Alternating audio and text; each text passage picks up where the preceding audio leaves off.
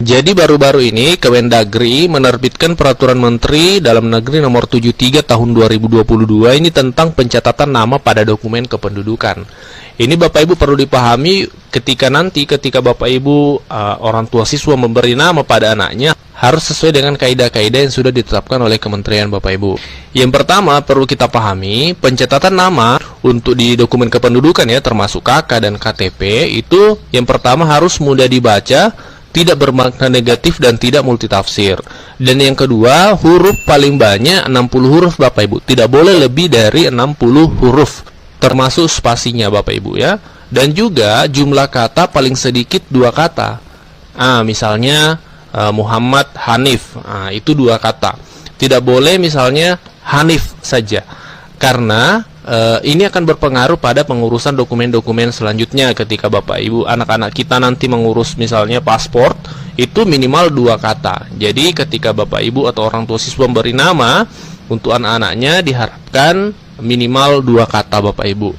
Nah, pertanyaannya adalah pasti Bapak Ibu, bagaimana dengan yang sudah terlanjur 1 kata? Nanti akan kita bahas di peraturan ini juga dijelaskan secara detail. Silahkan disimak sampai tuntas Bapak Ibu ya. Dan selanjutnya di pasal 5 dijelaskan tentang tata cara pencatatan nama kependudukan dilarang. Yang pertama disingkat. Nah, tidak boleh disingkat Bapak Ibu. Misalnya Muhammad Hanif disingkat menjadi Muh Hanif. Itu tidak boleh Bapak Ibu. Dalam peraturan baru ini tidak boleh lagi disingkat. Jadi harus ditulis lengkap Muhammad Hanif seperti itu. Kemudian tidak menggunakan angka dan tanda baca. Jadi berarti selama ini dari Kemendagri memantau ada nama yang menggunakan angka ya dan tanda baca, itu tidak boleh. Kemudian yang selanjutnya dilarang juga mencantumkan gelar pendidikan dan keagamaan Bapak Ibu pada akta pencatatan sipil.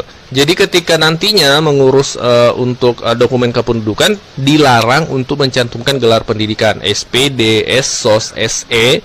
Misalnya Muhammad Hanif SSOS itu tidak boleh. Cukup ditulis Muhammad Hanif seperti itu.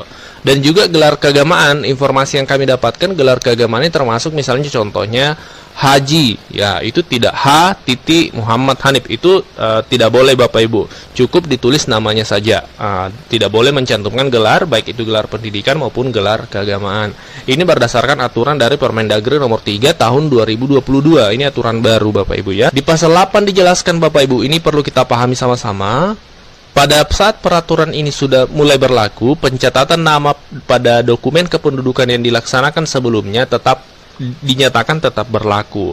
Artinya Bapak Ibu yang terlanjur misalnya menyingkat Muhammad jadi Muh ya, kemudian di KTP-nya ada gelar, itu tetap berlaku Bapak Ibu, karena aturan ini tidak berlaku surut. Artinya peraturan ini berlaku sejak tanggal ditetapkan, yaitu di tanggal 21 April 2022. Nah, peraturan ini sebenarnya diperuntukkan untuk anak-anak kita ke depan ya, cucu-cucu kita. Ketika kita memberi nama kepada anak-anak kita, itu harus mengikuti aturan-aturan tadi Bapak Ibu. Di antaranya mudah dibaca ya, jumlah huruf tidak boleh lebih dari 60 huruf ya. Kemudian paling sedikit 2 kata. Itu yang diharapkan.